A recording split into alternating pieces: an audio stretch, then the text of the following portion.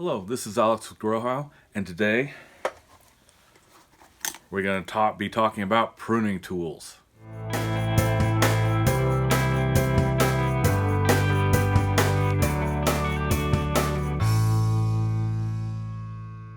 Hello, if you're interested in gardening, self-sufficiency, cooking your own food, please hit the subscription button and the bell so you get notifications. And today we're going to be talking about tools for pruning. Now, I swear I've done this video a couple times, but I've lost them.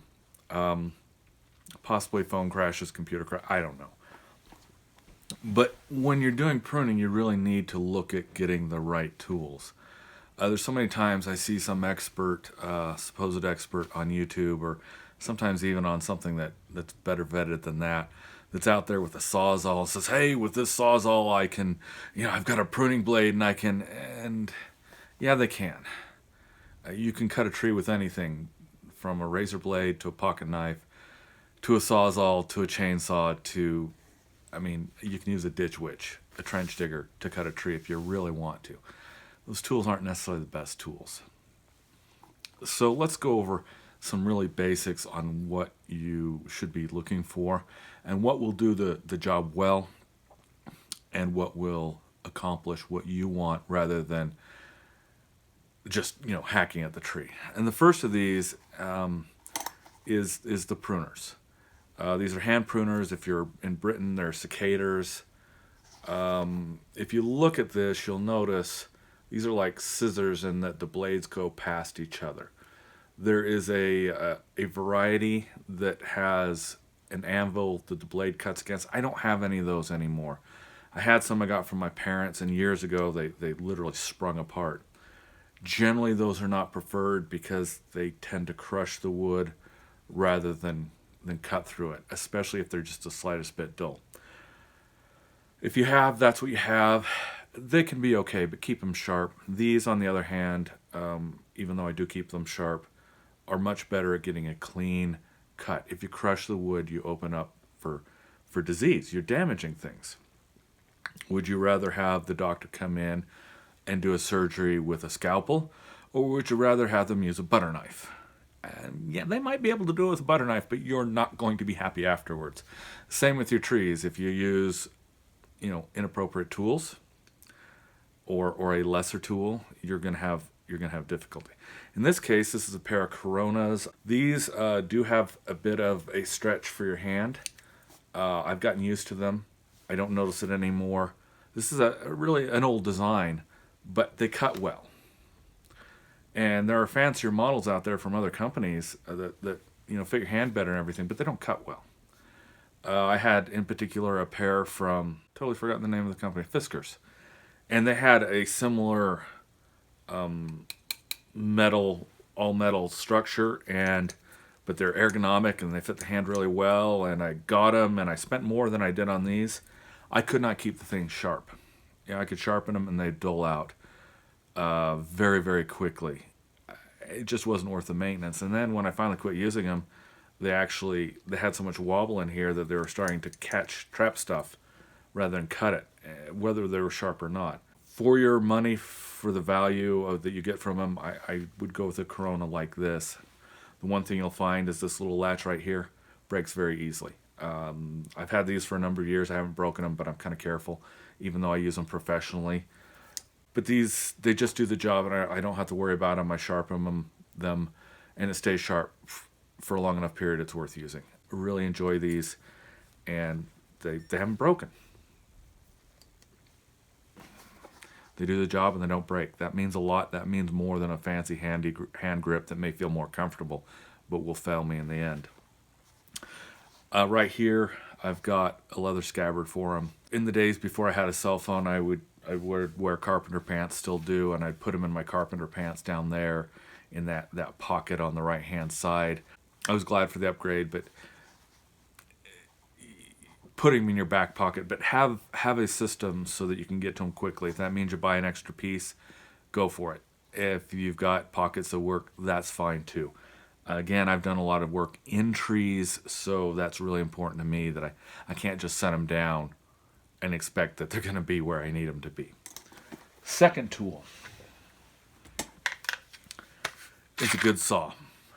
This again is a Corona. You'll notice the theme. All the stuff I have here today is Corona. This is a razor cut saw. Traditionally, this is a Japanese design. This cuts on the pull, whereas a European saw cuts on the push. That means that I'm not constantly buckling my blade while I'm trying to push when you get pressure on it. It makes for some cleaner and quicker cutting. Between that and the fact that these are sharpened to razor points, it is very easy to draw blood with this saw. There are versions that fold into the handle.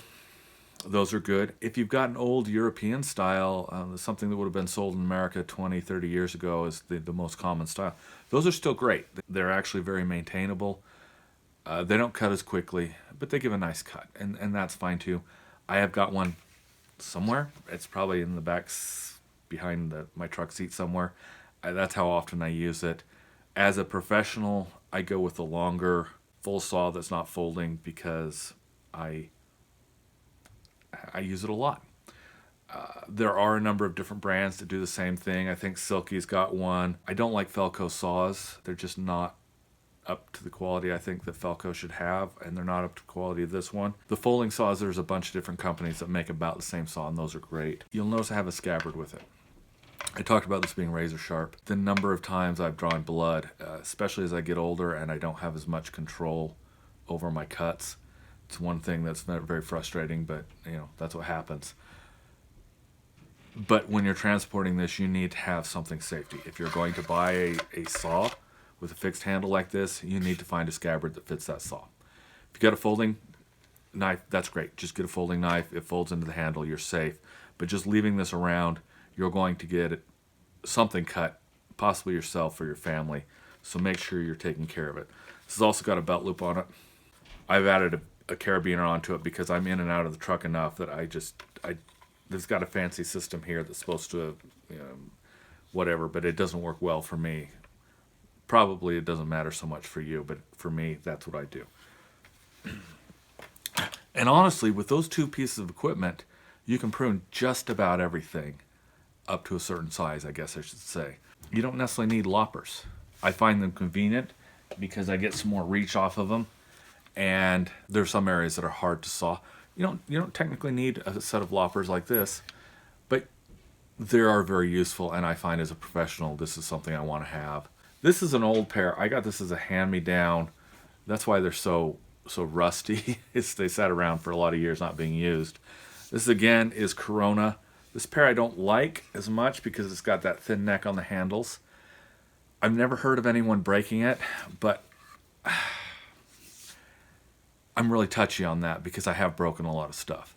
Now this pair in particular is an older fashioned pair. It's got the tangs of the cutting blade inserted into the wood. It's a fairly traditional way to do it. It's fairly secure that way too. I'd probably be more likely to break things up here than down there. It's just psychological here. And the steel's pretty good on this. Again, I got these handed down and they were not properly sharpened and looked like somebody had been cutting wire with them. But I spruced them up a bit and they do okay. They're not necessarily up to my professional standards of day-to-day use, but as a homeowner use, these are great. They also sell a similar model it's a metal tubing handle, and those are also very good. I've used those, no problems. Oh yeah, you'll also notice this is also a bi-cut rather than an anvil, just like my hand pruners are, my cicaders are. And that is, again, it's better on wood. Now I've got another pair of Coronas here. And this is a pro grade pair. I've got bumper pads here. When you're using these all day, that really takes a lot of pressure off your wrists, especially once you get arthritis. You'll notice the blade here is bigger. And I've got a buddy that insists on professional sharpening these just about every year.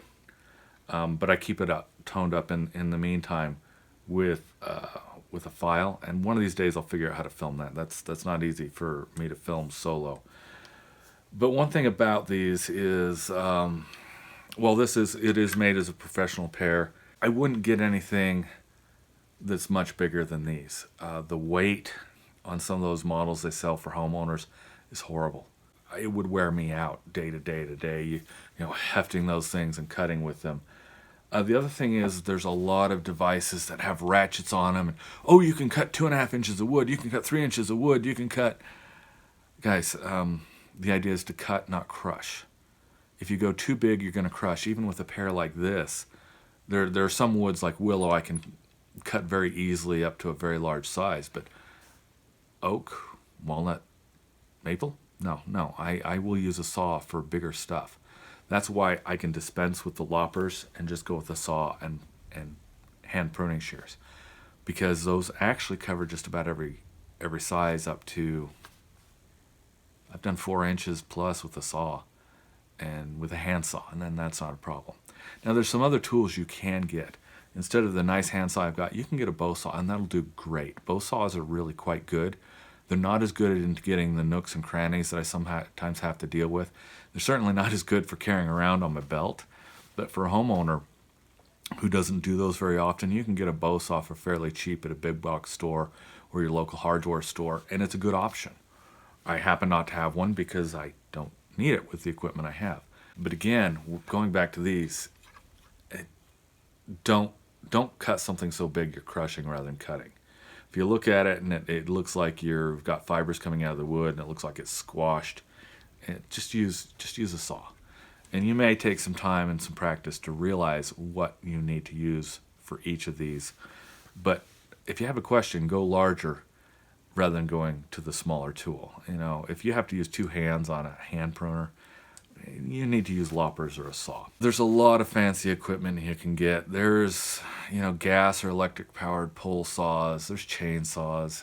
If you're going to go with the chainsaw route, remember, that's only going to be for a minor bit of, you just don't need it that often. And it's not a bad tool to have. It is a bigger safety hazard than anything I have here. So make sure you know how to use it. But again, for most pruning jobs, you don't need it. I went for years without a chainsaw and still rarely carry it in my truck because I just don't need it. Electrical pole saws, those are kind of fun. They're great. They tend to bounce around, so you don't always get a clean cut. You have to be very good control. And honestly, I have a hard time these days. I am not as stable as I used to be. Pole saws, there's a lot of pole saws that are not electric. Those can be very good tools, but I find the homeowner grades are really hard to get through things. You're going to have to go with smaller than you might think of as far as what you're cutting. And then they sometimes will have loppers on those. Again, the homeowner grades are, the quality is not there. And so you got to be careful and make sure you're not overdoing it. Make sure your equipment is actually operating properly. When I moved in this place, there was one here. And I tried to fix it up because I thought, well, there's times when and it's like, I wouldn't even spend the $20 or $30 that cost originally to get one. If you have one, if it works well, that's great. Think about it really seriously before you invest in it. It's not expensive, but it could do a lot more damage than you would expect. Again, basically the 3 types of tools I've shown you here can do most pruning. That and a good ladder will get you into phenomenal places. If you have any questions, comments, please use the comments below. I love getting input and I love seeing what other people are doing. And then please go ahead, hit the subscribe button, hit the bell so you can get more of the great videos that I put out there. And I'd love to see how well you succeed in your garden. Y'all take care. Manana.